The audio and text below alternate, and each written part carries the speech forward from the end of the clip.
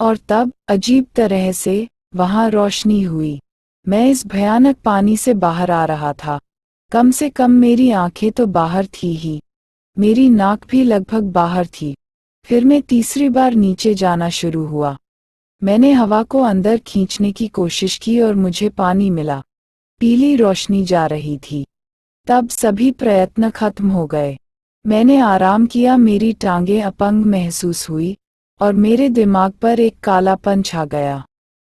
इसने डाकी दूर कर दिया था, इसने मेरे भय को दूर कर दिया।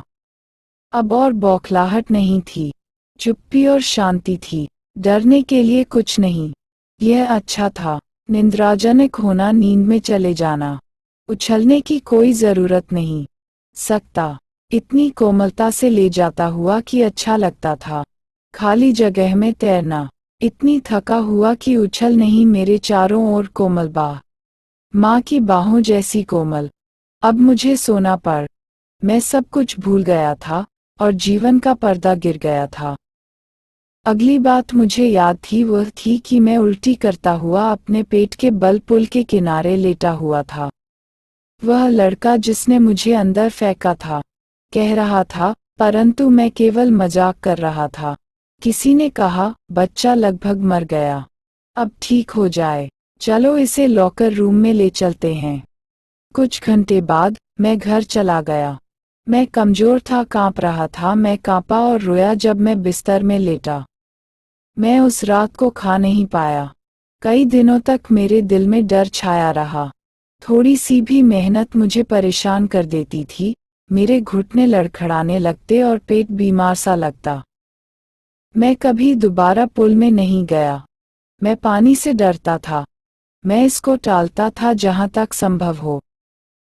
कुछ वर्षों बाद जब मैं झरनों के पानी को जानने लगा, तो मैं उनमें जाना चाहता था, और जब भी मैं गया, चाहे मैं टाइटन या बम्पिंग नदी में से जा रहा होता या गोट रॉक्स की गर्म झील में नहा रहा होता, वह भय जिसने मुझे पुल में जकड़ा था दोबारा आ जाता।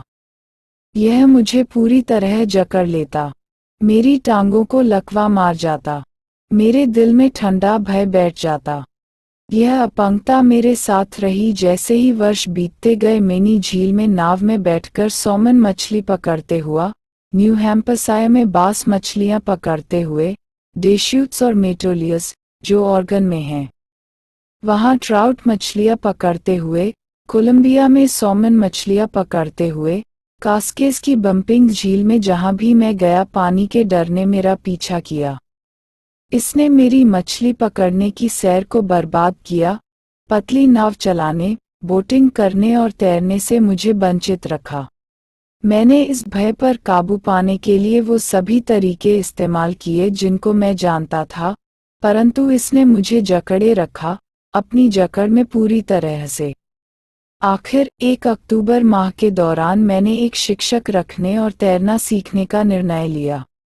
मैं एक पुल पर जाता और सप्ताह में 5 दिन तैरने का अभ्यास करता, प्रतिदिन 1 घंटा। शिक्षक मेरे चारों ओर एक बेल्ट बांधता।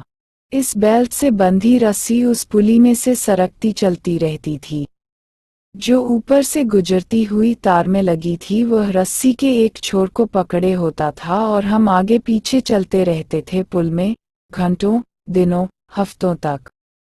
पुल को एक तरफ से पार करते हुए मुझे थोड़ा सा डर लगता था। हर बार शिक्षक रस्सी पर से अपनी पकड़ को ढीला कर देता था और मैं नीचे की ओर जाता। थोड़ा सा पुराना डर वापस आ जाता और भेरी टांगे जम जाती। 3 महीने बाद तनाव थोड़ा कम होना शुरू हुआ।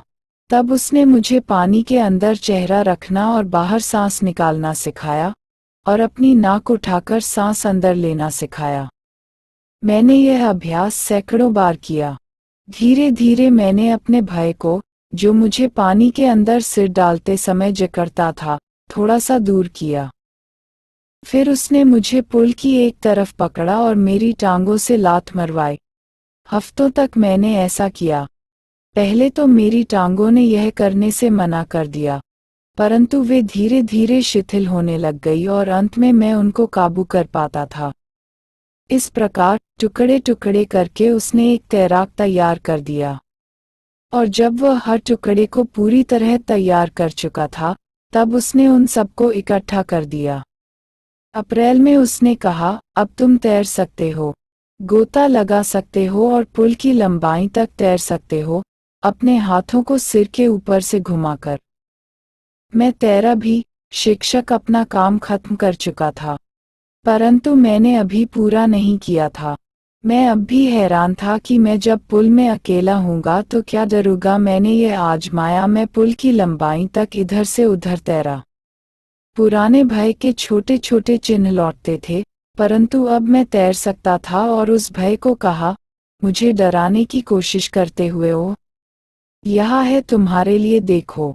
और फिर पुल की दूसरी तरफ तैरा। यह जुलाई तक चला, परंतु मैं अब भी संतुष्ट नहीं हुआ था। मुझे विश्वास नहीं था कि मेरे अंदर का सारा भय चला गया था, इसलिए मैं न्यू हैम्पशायर की वेंटवर्थ झील में गया। ट्रिग्स टापू के एक तट से छलांग लगाई और झील को पार करता हुआ स्टैम्पैक्ट टापू तक 2 मील तैर कर गया। मैं कराल, ब्रेस्ट स्ट्रोक, साइड स्ट्रोक और बैंक स्ट्रोक, सभी तैराकी से संबंधित शब्द, सभी तरह से तैरा। केवल एक ही बार डर वापस आया। जब मैं झील के बीच में था, मैंने अपना चेहरा अंदर डाला और देखा कि बिना तल के पानी के कुछ नहीं था। पुरानी सनसनी छोटे रूप में लौट आई। मैं हंसा और कहा, ठीक है मी शून्य भय, तुम मेरा क्या कर सकते हो। यह फुर हो गया और मैं तैरता रहा। फिर भी मेरे अंदर थोड़ा शक था।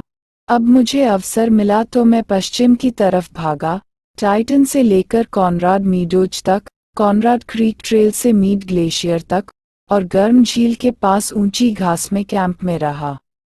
अगली सुबह को मैंने कपड़े निकाले, झील में छलांग लगाई और दूसरे किनारे तक तैरा और फिर वापस, जैसे कि डग कॉर्पोरोन किया करता था। मैं खुशी से चिल्लाया और मिल्कट पीक से आवाज टकराकर वापस आई। मैं पानी के अपने भय को जीत चुका था। इस अनुभव का मेरे लिए एक गहरा अर्थ था, क्योंकि केवल वही लोग, जिन्होंने घोर भय को जाना हो और इसको जीता हो, इसको समझ सकते हैं। मृत्यु में शांति होती है। भय केवल मृत्यु के डर का होता है, जैसे कि रूजवेल्ट जानता था जब उसने कहा, जिस सबसे हमें डरना पड़ता है वह है डर स्वयं। क्योंकि मैं दोनों का अनुभव कर चुका था, मरने की सनसनी भी और आंतक जो कि इसका, मृत्यु का डर पैदा करता है, जीने की इच्छा किसी न किसी तरह से बलवान हो गई थी। आखिर मैंने चैन की सांस ली, पहाड़ी रास्तों पर चलना और चोटियों पर चढ़ना और भय को एक तरफ करना।